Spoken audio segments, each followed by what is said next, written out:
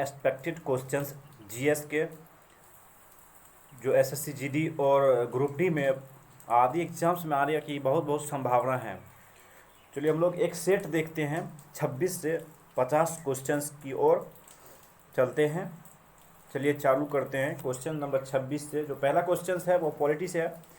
वो कह रहा है भारतीय संविधान के किस संशोधन द्वारा प्रस्तावना में दो शब्द समाजवादी और धर्मनिरपेक्ष जोड़े गए हैं। कह रहा है भारतीय संविधान के किस संशोधन द्वारा प्रस्तावना में दो शब्द समाजवादी और धर्मनिरपेक्ष जोड़े गए हैं। तो ऑप्शंस हैं 28वें संविधान संशोधन, 42वें संविधान संशोधन और 40वें संविधान संशोधन और 52वें संविधान संशोधन। तो ये जो है किस संविधान के अंतर्गत जोड़े गए हैं, ये क्वेश्चंस का आंसर हो जाएगा दोस्तों 42वें संविधान संशोधन के द्वारा जो है ये शब्द जोड़े गए हैं, धर्मनिरपेक्ष और समाजवादी। ठीक है, चलिए अगला क्वेश्चन है। अगला क्वेश्चन कुछ इस तरह से है, जब राष्ट्रपति और उपराष्ट्रपति दोनों के पद जो है एक साथ खाली हो तो पद पर अस्थायी रूप से कौन काम कर सकता है। ऑप्शंस हैं संसद के दोनों सदनों का द्वारा नामित कोई व्यक्ति, या फिर लोकसभा का अध्यक्ष, राज्यसभा का उपसभापति, या फिर भारत का न्यायाधीश। तो इस क्वेश्चन का आंसर क्या हो जाएगा दोस्तों, उसका आंसर हो जाएगा जो भारत का मुख्य न्यायाधीश है वो इस पद पे फिलहाल काम कर सकते हैं। ठीक है दोस्तों, अगला क्वेश्चन चलिए देखते हैं हम लोग। क्वेश्चन है 28, नीति आयोग क्या है। नीति आयोग क्या है। ऑप्शन है कानूनी निकाय, सलाहकार समिति, स्वायत्ता समिति या एक मंत्रालय। तो इसका आंसर क्या हो जाएगा दोस्तों, जो नीति आयोग है वो हमारा है एक सलाहकार समिति। क्या है, सलाहकार समिति है। अगला क्वेश्चन देखते हैं हम लोग। कह रहे पीत ज्वार संचरित किया जाता है एंडीज इजिप्टी द्वारा, एनाफिलिस द्वारा, घरेलू मक्खी द्वारा या फिर क्यूलेक्स द्वारा। तो ये किसके द्वारा किया जाता है दोस्तों, ये एंडीज इजिप्टी द्वारा जो है पीत ज्वार संचरित किया जाता है। ठीक है दोस्तों, अगला क्वेश्चन है 30 नंबर का। ये कह रहा है कि निम्नलिखित में से प्रमुख ग्रीन हाउस गैस कौन सी है। कार्बन डाइऑक्साइड या फिर क्लोरोफ्लोरोकार्बन या फिर कार्बन मोनोऑक्साइड या फिर फ्रेन। तो इसका एक आंसर क्या हो जाएगा दोस्तों, जो कार्बन डाइऑक्साइड है ये क्या है, प्रमुख ग्रीन हाउस गैस है। ठीक है दोस्तों, अगला चलते हैं। ये कह रहा है वायुमंडल में सबसे निचली वाली परत क्या है। वायुमंडल में सबसे निचली वाली परत क्या है दोस्तों, क्षोभ मंडल या फिर बहिर्मंडल या फिर आयन मंडल या फिर समताप मंडल। तो इसका आंसर क्या हो जाएगा दोस्तों, ये क्षोभ मंडल जो है ये वायुमंडल का सबसे निचली परत है। ठीक है दोस्तों, अगला क्वेश्चन है छिली हुई सब्जियों को धोने से कौन सा विटामिन निकल जाता है। तो ऑप्शन है ए, बी, डी और ई। तो इसका आंसर क्या हो जाएगा दोस्तों, जो विटामिन सी है वो छिली हुई सब्जी को धोने से निकल जाती है। ठीक है, अगला क्वेश्चन है, आप देख सकते हैं कि पशुकिरण एक प्रक्रिया है जिसमें दूध को गर्म किया जाता है। पशुकिरण एक प्रक्रिया है जिसमें दूध को गर्म किया जाता है। ऑप्शंस इस तरह से हैं 60 डिग्री पर 10 मिनट तक, 60 डिग्री सेल्सियस पर 20 मिनट तक, 63 डिग्री सेल्सियस पर 30 मिनट तक, 72 डिग्री सेल्सियस पर 15 मिनट तक, 15 सेकेंड तक।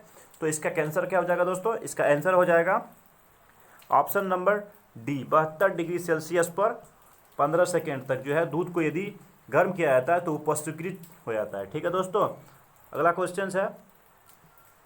अगला क्वेश्चन इस तरह से है कि अर्थव्यवस्था की आर्थिक गतिविधियों को निम्नलिखित में से किस क्षेत्र में बांटा गया है। अर्थव्यवस्था की आर्थिक गतिविधियों को किस क्षेत्र में बांटा गया है। तो इसका ऑप्शन इस तरह से प्राथमिक क्षेत्र, द्वितीयक क्षेत्र या फिर तृतीयक क्षेत्र या फिर इस सभी में। तो इसका आंसर क्या हो जाएगा दोस्तों, आप सभी कमेंट में आंसर दे सकते हैं। ये सभी क्षेत्र में जो है ये अर्थव्यवस्था की गतिविधियों को बांटा गया है। क्वेश्चन नंबर 35 है, भारत में राष्ट्रीय आय की गणना निम्न में से किस संस्था द्वारा की जाती है। भारत में राष्ट्रीय आय की गणना निम्न में से किस संस्था द्वारा की जाती है। तो इसका ऑप्शन है केंद्रीय सांख्यिकी संगठन, केंद्रीय सांख्यिकी आयोग या फिर नीति आयोग या फिर श्रम ब्यूरो। तो इसका आंसर क्या हो जाएगा दोस्तों, जो ये केंद्रीय सांख्यिकी संगठन है, भारत में राष्ट्रीय आय की गणना इसी के द्वारा किया जाता है। अगला क्वेश्चन है, सीसा का एक महत्वपूर्ण अयस्क, सीसा का सबसे महत्वपूर्ण अयस्क क्या है। सीसा का सबसे महत्वपूर्ण अयस्क क्या है। ऑप्शंस हैं गैलेना, मैग्नेटाइट, पायरोलूसाइट या फिर सिडेराइट। तो इसका आंसर क्या हो जाएगा दोस्तों, जो गैलेना है सीसा का महत्वपूर्ण अयस्क है। अगला क्वेश्चन 37 नंबर क्वेश्चन है कि निम्न में से कौन सी धातु भारत में रबी की फसल नहीं है। निम्न में से कौन सी भारत में रबी की फसल नहीं है। तो आलू, जौ, मटर या फिर मक्का। तो इसका क्या हो जाएगा दोस्तों, मक्का जो है ये रबी की फसल नहीं है। अगला क्वेश्चन है हाइड्रोपोनिक्स किसे कहा जाता है। हाइड्रोपोनिक्स किसे कहा जाता है। ऑप्शंस है बिना मृदा के पौधों की कृषि, या फिर बिना मृदा के फलों की कृषि, बिना मृदा के वनों की कृषि, या फिर उपरोक्त में से कोई नहीं। तो इसका ये हो जाएगा बिना मृदा के पौधों की कृषि। ये क्या कहलाता है, हाइड्रोपोनिक्स कहलाता है। ठीक है दोस्तों। अगला है 39वां क्वेश्चन, पृथ्वी से टकराने वाला पराबैंगनी विकिरण किसके अपक्षय के कारण होता है। पृथ्वी से टकराने वाले पराबैंगनी विकिरण किसके अपक्षय का कारण होता है। तो ऑप्शन है कार्बन मोनोऑक्साइड, कार्बन डाइऑक्साइड, या फिर ओजोन, या फिर ऑक्सीजन। तो इसका आंसर क्या हो जाएगा दोस्तों, इसका आंसर हो जाएगा ये ओजोन जो है इसका कारण होता है। ठीक है दोस्तों। अगला क्वेश्चन 40 नंबर है, ध्वनि नहीं गुजर सकती है। ध्वनि किस माध्यम से होकर नहीं गुजर सकती है। ऑप्शन है जल से, स्टील से, वायु से, निर्वात से। तो इसका आंसर क्या हो जाएगा दोस्तों, जो निर्वात है इससे ध्वनि नहीं गुजर सकती है, कभी नहीं। अगला क्वेश्चन 41वां क्वेश्चन है, निम्न में से कौन आउटपुट डिवाइस है। ऑप्शन है माउस, स्कैनर, कीबोर्ड, प्रिंटर। तो इसका जो है डी आंसर हो जाएगा कि प्रिंटर जो है एक आउटपुट डिवाइस है। 42वां क्वेश्चन है कि कनेक्टिंग इंडिया एयरलाइन किस कंपनी की है। कनेक्टिंग इंडिया एयरलाइन किस कंपनी की है। यह है ऑप्शंस MTNL, जियो, एयरटेल, BSNL। इसका आंसर क्या हो जाएगा दोस्तों, जो BSNL है इसका टैगलाइन क्या है, BSNL का टैगलाइन है कनेक्टिंग इंडिया। अब 43वां क्वेश्चन है दोस्तों इस तरह से, राष्ट्रमंडल खेल 2018 का आयोजन किस शहर में किया गया था।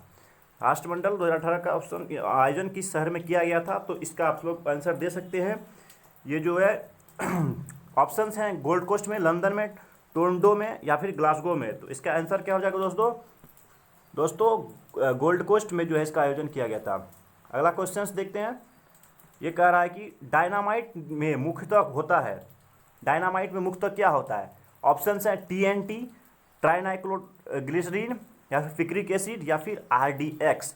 तो इसका आंसर जो हो जाएगा ये आंसर हो जाएगा ये ट्राइनाइट्रोग्लिसरीन। ठीक है दोस्तों, ट्राइनाइट्रोग्लिसरीन। अगला क्वेश्चन है 45, कौन सी मिट्टी कपास की खेती के लिए सबसे उपयुक्त है। कौन सी मिट्टी कपास की खेती के लिए सबसे उपयुक्त है। ऑप्शन है काली, या फिर लाल, जलोढ़, या फिर लेटेराइट। तो इसका आंसर क्या हो जाएगा दोस्तों, जो काली मिट्टी है कपास की खेती के लिए महत्वपूर्ण है। अगर दोस्तों वीडियो पसंद आ रही है तो लाइक जरूर करें दोस्तों। 46वां क्वेश्चन है, डिगबोई की असम किस उद्योग के लिए जाना जाता है। डिगबोई असम किस उद्योग के लिए जाना जाता है। ऑप्शन है लोकोमोटिव, कच्चा तेल, कोयला, या फिर लोहा।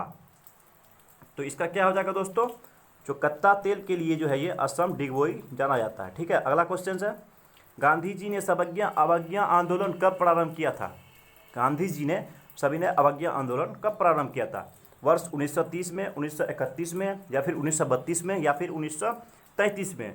तो ये इसका आंसर क्या हो जाएगा दोस्तों, 1930 में गांधी जी ने सवज्ञा अवज्ञा आंदोलन का प्रारंभ किया था। अब है किसे देशबंधु के नाम से जाना जाता है। अब सभी ऑप्शंस इस तरह से हैं, देखते हैं। आचार्य नरेंद्र देव, या फिर राजेंद्र प्रसाद, या फिर चित्तरंजन दास, या फिर GS रॉय। किसे देशबंधु के नाम से जाना जाता है। तो ये जो चित्तरंजन दास है दोस्तों, इसको देशबंधु के नाम से जाना जाता है। अगला है, डुरंट रेखा किन दो देशों की सीमा है। डुरंट रेखा किन दो देशों की सीमा है। भारत पाकिस्तान, पाकिस्तान अफगानिस्तान, नेपाल और भारत, या फिर नेपाल और चीन। तो इसका आंसर हो जाएगा दोस्तों भारत और पाकिस्तान और अफगानिस्तान के बीच जो है डुरंट रेखा है। और अंतिम क्वेश्चन देखते हैं। ये कह रहा है कि यूनिसेफ का मुख्यालय कहाँ स्थित है। ऑप्शन है जेनेवा में, वियना में, या फिर न्यूयॉर्क में, या फिर वाशिंगटन DC में।